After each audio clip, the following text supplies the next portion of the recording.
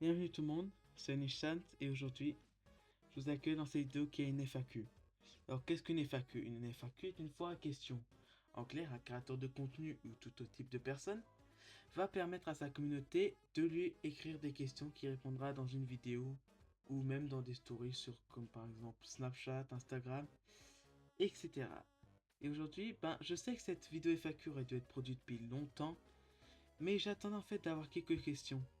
Et au grand désarroi, j'en ai seulement 7. Donc, je vais commencer cette petite réponse à mes différentes questions. Et c'est parti. Alors, pourquoi j'ai voulu créer mon serveur et quel était son but? Alors, avant tout, mon serveur est tout simplement le serveur de mon AU et de ma chaîne YouTube. Mais avant toute chose, c'était, comme j'ai dit, pour mon AU. Juste parce que, justement, je voulais copier un petit peu le délire qu'avait fait Mister Team, qui lui avait créé un serveur pour sa grande histoire, sa grande série, le Megaverse Battle, et qui servait également de serveur communautaire pour sa chaîne YouTube. Alors j'ai voulu faire pareil, même si le serveur est beaucoup plus calme que celui de Mister Team, je vais pas mentir. Donc néanmoins, c'est un petit serveur sympa qui m'a permis en fait de rencontrer quand même d'autres personnes et de créer des projets et de continuer ceux que j'avais déjà en cours, qui franchement mais néanmoins quand même sympa. Alors, voyons voir cette question. Alors, la question de retard, ou ou comment il pourrait avoir des informations sur de mon histoire et de mes personnages. En toute chose, comme je l'ai dit auparavant, mon serveur Discord, Unishtail, est là pour ça, pour justement les informations autour de mes personnages. Même si au niveau du Megaverse Battle, qui est le serveur de Mister Dim, vous pouvez trouver des informations au sujet de quelques personnages comme Unishan. Ce qui est néanmoins utile parce que il est beaucoup plus développé chez Mister Dim que chez moi. Oui, c'est mon personnage, mais il est mieux développé dans la série de Mister Nim que dans ma propre histoire. Qu'est-ce que vous voulez que je vous dise? Bon, voyons voir cette question. Alors, la question de Geno, penses-tu pouvoir créer un fangame Undertale avec RPG Maker ou autre? Alors, cette question-là va être pas forcément compliquée à répondre, mais je vais devoir vous l'expliquer. Alors oui, je suis actuellement en train de travailler sur un voire plusieurs jeux, seul et avec en partenariat plutôt en travail commun avec un autre collègue du nom de Dafter Mecha ou Dragon Boy quand il est sur YouTube. Alors, comment expliquer? Pour l'instant, je travaille personnellement de mon côté sur un Tower Defense, comme ceux qu'on peut trouver sur Roblox. Et avec ce collègue, justement, on va travailler sur un jeu beaucoup plus poussé qui justement, est très marrant parce que le scénario est vraiment bancal.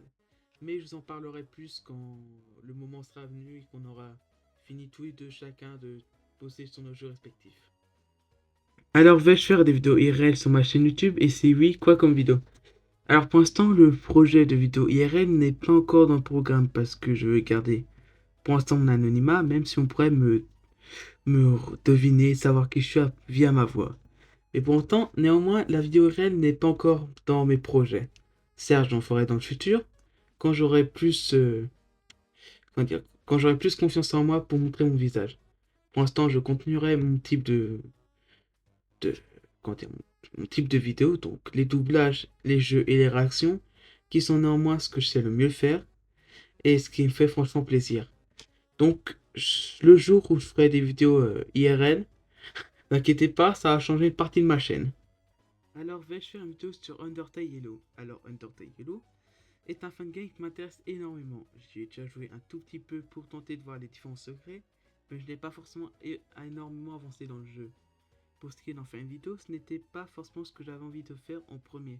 Pour l'instant, j'avais surtout envie de le découvrir en live, avec justement mes collègues soit en vocal, soit eux qui me conseilleraient via le chat. Parce que je sais m'y connaître dans l'univers d'Undertale, mais Undertale Yellow est totalement différent en tout point. On ne joue pas la même âme, ni le même personnage, et nous ne croisons pas du tout les mêmes monstres.